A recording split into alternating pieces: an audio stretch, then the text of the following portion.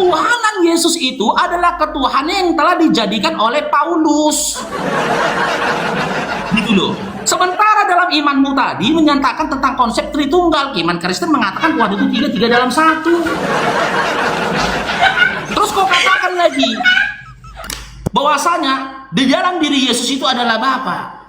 Bapa ada dalam diriku, gitu loh. Kau nggak pernah baca Yohanes 17 Yohanes 20 nomor 17? Yesus berkata, janganlah dulu kau memegang tanganku, sebab aku akan pergi kepada Bapakku, Bapakmu, Tuhanku, Tuhanmu. Terus kau katakan tadi, iya, Yesus itu satu-satunya Tuhan yang benar menurut Yesus itu adalah Bapa, bukan Allah SWT. Aku pun malu kalau dia menuhankan kepada Allah. Nggak boleh nyembah kepada Allah telanjang. Yang nggak ada. Macam mana dia menyembah kepada Allah telanjang? Bisa kau bayangkan Joseph ruku dia karena dia cuma pakai cawat, zakarnya kelihatan di belakang. Nggak aja kau. Kalau pas aku yang sholat di belakang dia, ketindih kepalaku buah zakarnya. Sumpah Joseph, wallahi, aku pun malu kalau Tuhan kau menyembah kepada Tuhanku, malu aku. Gak boleh menyembah kepada Allah dalam kondisi telanjang. Satu-satunya orang yang bangga punya Tuhan dan meninggal dalam kondisi telanjang, gak berbaju, gak bercelana, cuman kau Joseph.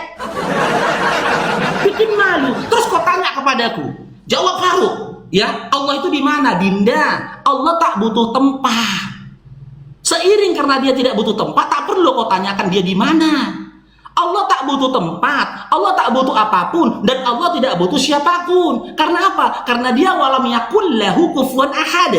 Walam yakul lahu kufuwan ahad. Lam yalid walam yulad. Dia tidak beranak dan tidak diperanakan. Kau pikir Tuhan kau yang butuh kayu silang? Bisakah Yesus jadi Tuhan kalau tidak karena salib itu? Tuhan kau yang butuh salib, Tuhanku tak butuh apapun. Sekarang jawab nanti Joseph, siapa Tuhan yang benar menurut kalian? Menurut Yesus, Paulus atau Kristen? Jawab. Jangan nangis Dinda ya. Kau yang mulai tadi ya. Kau yang mulai Dindanya.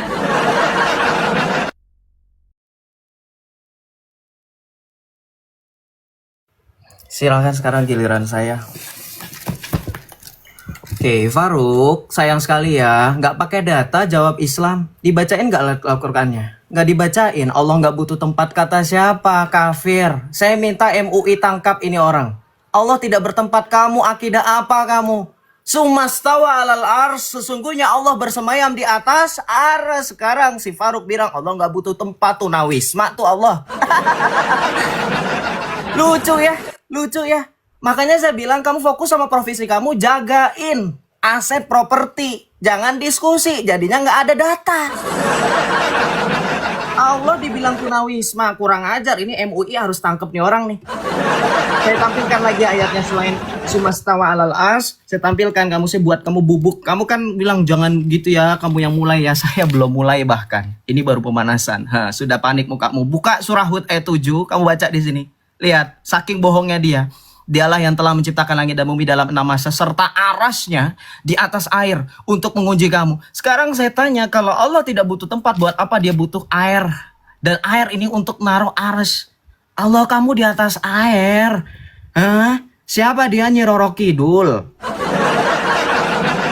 Baca dong, saya pakai dalil dari tadi. Kamu ada nggak bahas Quranmu? Sedikit pun nggak ada. Saya paling nggak suka dengan Islam yang malu dengan Qurannya. Masa Allah dibilang gak punya tempat? Di record gak teman-teman tadi? Berarti Allah itu tunawisma. Kemudian saya mau tanya sama kamu. Kamu bilang katanya kamu malu menyembah telanjang. Kamu jangan lupa nanti di hari kiamat kamu itu tidak beralas kaki, telanjang dan kulup. Percuma kamu sunat, nanti kamu jadi balik lagi berkulup. Kenapa? Karena Muhammad bahkan tidak sunat untuk nemenin Muhammad. Beder. Ini datanya, hadisnya. Lihat, telah menceritakan kepadaku. Ini perawinya, ini matannya. Kita lihat isinya. Hadis riwayat Muslim dikatakan apa? Manusia dikumpulkan pada hari kiamat dalam keadaan tidak beralas kaki. Kamu murtad dari Islam sekarang karena kamu bilang katanya nggak mau menyembah Allah dalam keadaan telanjang. Kamu murtad loh. Faruk. Data nggak ada, cuman congor, muter-muter Markus 12:29. Kamu bilang Tuhanku Tuhan atas hari Sabat, sombong 27 tahun dari Kristen. Kamu tahu nggak Yesus mengatakan itu untuk menatakan apa? Untuk menegaskan dia tidak sama sekali menyediakan hukum Taurat, maka dia adalah Tuhan atas hari Sabat. Dan ketika Yesus disalibkan untuk menunjukkan dia adalah Tuhan atas hari Sabat itu, maka dia bangkit pada hari ketiga, hari Minggu pagi-pagi betul, untuk menunjukkan dia bukan hanya atas hari Sabtu seperti yang kamu tuduhkan. Kenapa? Karena lihat di sini.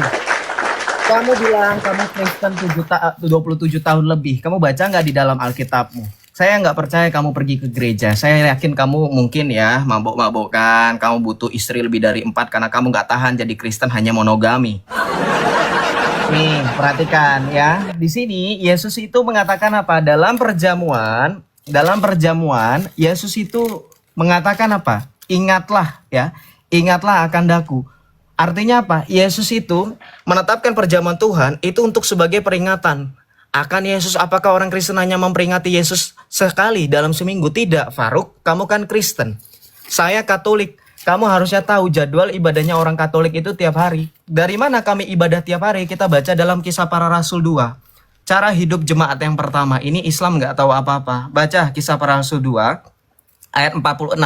Dengan bertekun dan dalam sehati mereka berkumpul tiap-tiap hari dalam bait Allah. Mereka memecah roti di rumah masing-masing secara bergiliran dan makan bersama-sama dengan gembira dan tulus hati. Kami ada misa harian, kami ada misa mingguan. Ada tetap misa di hari Sabtu, ada tetap misa di hari Minggu. Kenapa harus hari Sabat? Kamu balik lagi di dalam kitab Kejadian. Hari Sabat adalah hari di mana untuk khusus bagi Tuhan. Baca di sini. Nih. Lalu Allah memberkati hari ke-7 lalu menguduskannya karena pada hari itulah ia berhenti dari segala pekerjaan penciptaan. Jadi kamu Kristen abal-abal, bohong kamu. Hah? Balik lagi, kamu tanya mengenai Tritunggal. Saya sudah jawab tadi. Yesus jelas mengatakan aku di dalam Bapa, Bapa di dalam aku. Kamu lari ke Yohanes 20 ayat 17. Kamu paham gak? Tadi saya sudah bilang bukan satu dalam pribadi tapi satu dalam hakikat. Sekalipun Yesus balik kepada Bapa itu berarti balik kepada kemuliaannya sehingga dia balik dalam satu hakikat yang sama dengan Bapa tanpa harus kembali lagi merendahkan dirinya waktu dia jadi manusia. Itu kan prinsip yang sederhana, Faruk. Sekarang saya tanya sekali lagi. Kamu sudah mendapatkan bantahan bahwa ternyata Tuhanmu itu butuh tempat. Sekarang saya tanya, berarti dia sama seperti makhluk. Berarti sama. Dia punya kaki juga. Apakah Allah itu makhluk?